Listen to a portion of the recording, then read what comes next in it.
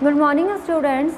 So today we are going to continue our chapter in class 11 of English subject, that is landscape of the soul. In previous class में started our this chapter, तो हमने इसमें देखा था कि जो author है that is नैथेली, तो वो क्या कर रहे हैं, उन्होंने लैंडस्केप ऑफ द सोल क्यों रखा है, क्योंकि वो क्या कर रहे हैं, कंपैरिजन कर रहे हैं किसमें, चाइनीज़ पैंटर और वेस्टर्न पैंटर में। तो इसमें हमने पिछली क्लास में दो जो स्टोरीज़ थी वो पढ़ी थी, एक वुडहाउसी की पढ़ी थी और एक क्वांटन की पढ़ी थी। जो वुडहाउसी था वो क्या था, चाइनीज़ पैंटर था, और जो क्वांटन थे वो कौन से पैंटर थे, वेस्टर्न पैंटर थे। जिसमें कि हमने देखा था कि जो वुडहाउसी उन्होंने अपनी इमेजिनेशन पावर से जो उनके दिमाग में आता है वो इमेजिन कर उन्होंने क्या करा था, उसको पेंटिंग को बना दिया था। पर जो वेस्टर्न पेंटर्स थे वो रियलिस्टिक फॉर्म में होता है, वो कुछ इमेजिनेशन नहीं करते हैं, जो रियलिटी में होता है उसी को क्या करते हैं, ड्रॉ करते हैं। So today we will continue with this chapter. So इसमें है कि a classical Chinese landscape is not mean to reproduce an actual view as would an western figurative painting. तो जैसे कि पहले भी हम पढ़ चुके थे, तो इसमें ये बता रहे कि जो क्लासिकल चाइनीज़ लैंडस्केप है वो क्या है, अपनी जो फीलिंग्स है या फिर जो वो पेंटर के पेंटिंग के थ्रू जो अपनी बातें बताना चाहते हैं वो एक्चुअल पॉइंट ऑफ व्यू से नहीं बता पाते हैं। वो सिर्फ जो उनके दिमाग में आता है, जो उनके दिमाग में इमेजिनेशन होता है, जैसे कि उसमें बताया था कि फॉरेस्ट की डिस्कवरी हो रही है, माउंटेन्स हिल्स हो रहे हैं, क्लाउड्स फ्लोट हो रहे हैं, तो ये सिर्फ इमेजिनेशन पॉइंट ऑफ व्यू से बताया था। इसमें कुछ एक्चुअली नहीं था, क्योंकि रियलिस्टिक पर्पज़ से कुछ लग ही नहीं रहा था कि ये क्या है, पेंटिंग हो सकती है। पर अगर हम वेस्टर्न पेंटिंग को देखें तो कैसे, इसमें हम फिगर आउट कर सकते हैं कि हाँ इसका अपीयरेंस इंटरनल कैसा होगा, इसका आउटर अपीयरेंस कैसा होगा, इसका जो इनर और एक्सटर्नल अपीयरेंस किस तरह से हो सकता है, इसको हम फिगर आउट कर सकते हैं वेस्टर्न पेंटिंग में। तो इसका एक मेजर डिफरेंस ये है कि पहला तो ये हो गया था कि इसमें कंपैरिजन हम किस बेसिस पे कर सकते हैं कि जो चाइनीज़ पेंटिंग होती है वो रियलिस्टिक पर्पज़ से नहीं होती, वैरस जो वेस्टर्न पेंटिंग होती है रियलिस्टिक पर्पज़ से होती है। दूसरा ये था कि इसमें हम जो चाइनीज़ पेंटर्स होते हैं वो एक्चुअल पॉइंट ऑफ व्यू को दर्शाते नहीं, इसमें हम फिगर आउट नहीं कर सकते, बल्कि जो वेस्टर्न पेंटर्स रहते हैं हम इसमें फिगर आउट कर सकते हैं उनके अपीयरेंस को। Then, whereas the European painter wants you to borrow his eyes and look at a particular landscape exactly as he saw it from a specific angle, the Chinese painter does not choose a single viewpoint.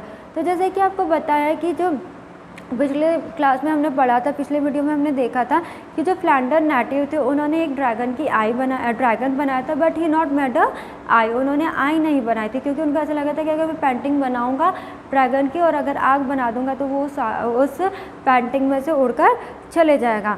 तो जो western painters रहते हैं वो हर एक चीज़ को क्या करते हैं, सोचते हैं, उनका हर एक बनाने का जो मत रहता है उसमें एक हर एक पॉइंट ऑफ व्यू रहता है। पर जो चाइनीज़ पेंटर होते हैं वो एक भी सिंगल पॉइंट को चूज़ नहीं करते हैं। His landscape is not a real one and you can enter it from any point, then travel it. तो जो चाइनीज़ पेंटर होते हैं उनका जो लैंडस्केप रहता है, जो उनका पेंटिंग रहता है वो कभी भी एक रियल वे में नहीं होता है, उसमें हम कभी भी किसी भी पॉइंट पर चले जाते हैं, किसी भी पॉइंट पर आ जाते हैं, इस तरह से बता रहे हैं। So in the artist creates a path for your eyes travel up and down. तो जो आर्टिस्ट रहता है वो हमारा जो अपीयरेंस, हम जो व्यूअर्स रहते हैं उनका अपीयरेंस क्या करते रहता है, अप एंड डाउन में जाता है। मतलब कि हम लोग भी जो व्यूअर्स रहते हैं, जब वो पेंटर से जो अपने पॉइंट ऑफ व्यू को नहीं रख पा रहा है तो जो व्यूअर्स रहते हैं वो भी अपने जो पॉइंट ऑफ व्यू उसको रख नहीं पाता है। Then back again in the luxurious movement, this is even more true in the case of horizontal scroll. तो जब रिलैक्स्ड मूवमेंट होता है, जब लग्जरी टाइम पीरियड होता है, तो क्या होता है कि जो व्यूवर्स होते हैं वो भी अपनी मेंटल स्टेट को इतना ज़्यादा मेंटल स्टेट में भी इतना ज़्यादा नहीं सोचते हैं कि हाँ जो आर्टिस्ट है उसने किस पर्पज़ से इस पेंटिंग को बनाया होगा। और फिर ये एक चाइनीज़ में एक ऐसा होता है, चाइनीज़ पेंटर जो होते हैं वो इस तरह की एक पेंटिंग बनाते हैं जिसको कि हॉरिजॉन्टल स्क्रॉल कर सकते हैं, मतलब कि ऊपर से नीचे या नीचे से ऊपर स्क्रॉल कर सकते हैं। जब उसको हम पेंटिंग को जब स्क्रॉल कर सकते हैं तो in which the action of slowly opening one section of the painting then rolling it up to move on to the other adds a dimension of time which is unknown in any form of painting. तो जो horizontal scroll होता है, जैसे कि अब हम किसी भी पेंटिंग को अगर हम स्क्रॉल कर रहे हैं और उसको खोल रहे हैं, तो उसमें से जो जो हमको दिख रहा है, तो वो जो चाइनीज़ पेंटर्स होते हैं वो क्या करते हैं, उसको इमेजिन करने लगते हैं और उस इमेजिनेशन पर वो बहुत सारी पेंटिंग्स को क्या कर देते हैं, बना देते हैं, जिसका कि जो स्टार्टिंग पॉइंट भी नहीं होता, ना ही जिसका मिड पॉइंट होता है, या ना ही जिसका एंड पॉइंट होता है। तो जैसे ही जैसे जो पेंटिंग रहती है वो स्क्रॉल डाउन होते जाती है, ऊपर से नीचे की तरफ आती जाती है, तो उसमें से जो आर्टिस्ट रहता है उसका इमेजिनेशन उसी दौरान उसी पर क्या रहता है, पूरा इमेजिन हो जाता है। Then it also requires the active unknown in any form of paint. It also requires the active participation of viewer who decides at what place he will travel through the painting, a participation which is physical as well as mental. तो जो narrator है वो ये बोलना चाह रहे हैं कि अगर जो पेंटर है उसको इतना तो जो पार्टिसिपेशन है, जो पेंटर है उसका इतना तो होना चाहिए कि if he is drawing a painting in anywhere, तो उसका मेंटली और फिजिकली कैसा होना चाहिए, उसको स्टेबल होना चाहिए। क्योंकि ऐसा होता है, जैसे अगर हम वेस्टर्न और चाइनीज़ के पेंटिंग को देखेंगे, तो जो सबको पता है कि जब हम छोटे थे तो हम भी किस तरह से बनाते थे, एक माउंटेन बना दिया, उसमें से रिवर फ्लो हो रही है, आसपास कुछ घर बना दिए, तो उसमें क्या हमें दिखता है, ब्लैंक आउट दिखते, खाली खाली जगह दिखते। तो इसी तरह से जो चाइनीज़ के पेंटर्स होते हैं वो भी क्या करते हैं, इसी तरह से इमेजिनेशन पर बनाते हैं कि पहाड़ वगैरह बना दिया, उस पर जब पहाड़ बना रहे तो उस पर बहुत सारी क्या हो रही है, ब्लैंक से खाली जगह है। तो उनका जो पॉइंट ऑफ व्यू रहता है ना मेंटली प्रेजेंट रहता है, ना ही फिजिकली प्रेजेंट रहता है।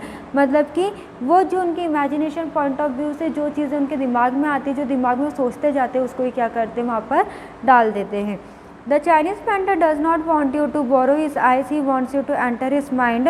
The landscape is an inner one, a spiritual and conceptual space. तो जो चाइनीज़ पेंटर्स उनका मोटिव क्या रहता है कि जो बातें उनके दिमाग में आती, मतलब कि वो माइंड का रिक्रिएशन करवाते हैं, जो जो दिमाग में आता है उसको क्या कर देते हैं, सामने रिक्रिएट कर देते हैं। कि उनका मानना होता है कि जो भी इनर वन से आ रहे वो क्या होता है, स्पिरिचुअल फॉर्म में होता है, और कंसेप्चुअल स्पेस पर वो इतना ज़्यादा फोकस नहीं करते हैं जितना कि वो इनर स्पिरिचुअल पर्पस से देखते हैं, कि जो जो दिमाग में आ रहा है उसको ही वो क्या कर देते हैं, रिक्रिएट कर देते हैं। And relaxation that is an abstract and representation, और वो इसको क्या कर देते हैं, एक तरह से रिप्रेजेंट कर देते हैं। Then this concept is expressed as a shan shui, literally mountain water, which used together to represent the word landscape. तब इनका जो चाइनीज़ का जो एक कॉन्सेप्ट है, जैसे कि हमने लास्ट टाइम भी पढ़ा था, दैट इज़ डुआओ करके एक चाइनीज़ कॉन्सेप्ट है, जो कि उसमें वो बता रहे हैं कि शान शुली, जिसका मतलब क्या, शान शुली जिसको कि वो क्या है, माउंटेन वाटर, और जिसको कि क्या रिप्रेजेंट कर रहा है, लैंडस्केप से रिप्रेजेंट कर रहा है। यहाँ पे जो हमारा चैप्टर का नेम है लैंडस्केप ऑफ द सोल, तो इसमें लैंडस्केप ऑफ द सोल में क्या रिप्रेजेंट कर रहा है, दैट इज़ माउंटेन वाटर, मतलब कि उसमें पहाड़ और पानी का क्या कर रहा है, एक्सप्रेस कर रहा है। More than 2 elements of an image that this represents 2 complementary poles. तो जब इसमें लैंडस्केप में क्या बताया है, एक माउंटेन बताया गया और एक वाटर बताया गया है, तो मतलब कि 2 एलिमेंट्स की इमेज हमको दर्शाई गई है, और ये क्या है, कॉम्प्लीमेंट्री पोल से। कॉम्प्लीमेंट्री मतलब कि अपोजिट टू ईच अदर, एक दूसरे से कैसे हैं, अलग हैं।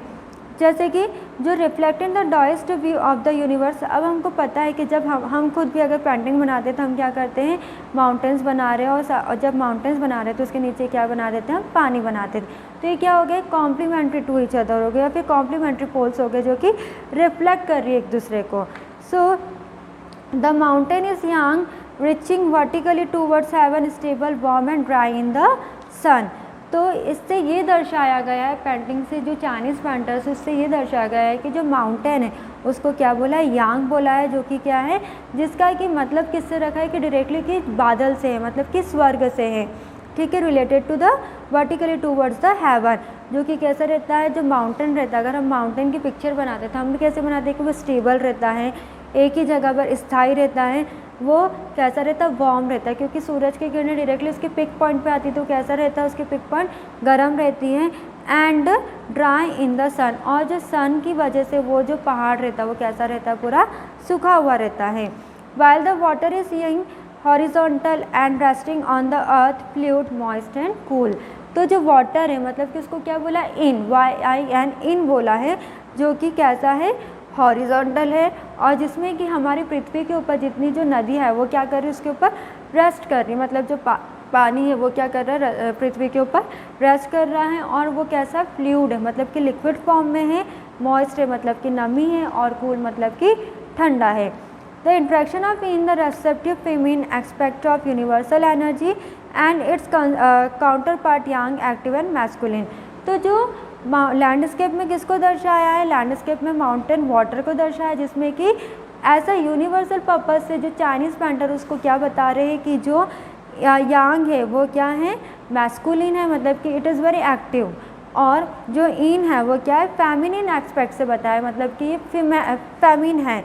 तो इस तरह से इसको बताया यिन एंड यान। So what is often overlook is an essential third element. तब ये दोनों तो चीज़ें बता दी कि mountain and water, mountain water, पर अब इन दोनों के बीच में भी क्या होगा, मिडिल पॉइंट होगा, मिडिल वॉइड होगा। तो कैसे मिडिल वॉइड होगा, middle void where the interaction take place. Middle void का मतलब वो होता है जहाँ पर कि जो सारी चीज़ें क्या कर रही है, एक जगह मिल रही है, जैसे कि जो माउंटेन और पानी वो जब इंट्रैक्ट कर रहे हैं और एक जगह पर आकर मिल रहे हैं तो उसको क्या बोला है, वॉइड बोला है। मतलब कि इंट्रैक्शन ऑफ टू थिंग्स, जहाँ पर दो चीज़ों का क्या हो रहा है, इंट्रैक्शन हो रहा है, उसको क्या बोला है, middle void. This can be compared with the yogic practice of the pranayama, breathe in, breathe in, breathe out. तो जो लैंडस्केप में जो माउंटेन वाटर, उसको हमने हमारी जो एक्सरसाइज होती है प्राणायाम से क्या करा है, इंट्रैक्ट करा है, उसके इक्वल बताया, जिसमें कि हम प्राणायाम में भी क्या करते हैं, हमारी सांस को अंदर लेते हैं और फिर क्या करते हैं, हम ब्रीथ आउट करते हैं। The suspension of breath is void where meditation occurs. तो ये बताया कि जो हम ब्रीथ इन ले करते हैं और जो ब्रीथ आउट करते हैं, तो ब्रीथ क्या है हमारा, वाइड है, मतलब कि हमारी इंट्रैक्शन पॉइंट है, वो हमारा मिडल पॉइंट है। और जो इसकी वजह से क्या होता है, हमारी मेडिटेशन होती है, इसी की बदौलत हम क्या करते हैं, मेडिटेशन करते हैं। तो इसके ज़रिए हमको पता है कि जो हमारा मिडिल वर्ड क्या है, जो मिडिल वर्ड वो है कि जब माउंटेन और वाटर क्या करते हैं, एक जगह इंट्रैक्ट करते हैं। The middle word is essential, nothing can happen without it, hence the importance of the wide unpainted space in Chinese landscape. तो ये जो मिडिल वर्ड है वो क्या है, बहुत ही इम्पॉर्टेंट पार्ट है, बहुत ही इम्पॉर्टेंट है किसी भी चीज़ के लिए, और बिना इसके तो कोई भी जो पेंटिंग है वो नहीं बना सकती, क्योंकि अगर हम बिना इसकी पेंटिंग बनाएंगे तो कैसी रहेगी, ब्लैंक रहेगी, अनपेंटेड स्पेस रहेगा, जो कि चाइनीज़ लैंडस्केप में हमको देखने को मिलता है। चाइनीज़ पेंटर जो रहते हैं उसमें हमें ये सब चीज़ें देखने को मिलती हैं। So this is also where a man finds a fundamental role in that space between heaven and earth। तो ये बोला इसी तरह से जो मैन होते हैं, जो ह्यूमन बींग्स होते हैं, वो भी क्या करते हैं, अपना फंडामेंटल रोल प्ले करते हैं। जैसे कि स्पेस जो है, स्पेस क्या है हमारा, मिड वॉइड है, मिडल वॉइड है, किसके बीच का, अर्थ और पृथ्वी और हेवन के बीच का क्या है, मिडल वॉइड स्पेस है। He becomes the conduct of the communication between poles of the universe. तो ये क्या हो गया, हमारा मीडिएटर एक टाइप का, स्पेस क्या हो गया, हमारा एक मीडिएटर है। His presence is essential evenly if it's only suggested far from big lost of oppressed by the lofty peaks, he is frankest choice wonderful expression the eye of the landscape।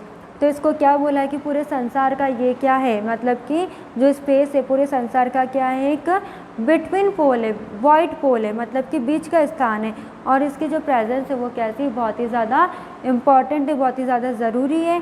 और एक Francis चैंक्स करके एक है व्यक्ति जिन्होंने कि express कराई कि the I of the landscape, मतलब कि जो माउंटेन और रिवर है उसका मिड पॉइंट क्या है, पॉइंट क्या है, आई है, क्योंकि आई की वजह से ही हम क्या कर सकते हैं, जितनी भी जो चीज़ें है उसको क्या कर सकते हैं, हम देख सकते हैं। तो ये थी हमारी landscape of the soul chapter, जो कि नैथली टूरनबॉयर ने दी थी, जिसमें कि लैंडस्केप ऑफ द सोल में हमको बताया था कि कंपैरिजन करा चाइनीज़ पेंटर और वेस्टर्न पेंटर के बारे में। So today we completed our this chapter, landscape of the soul. I hope you understood this chapter very well. In next class we will start our new chapter. So thank you so much.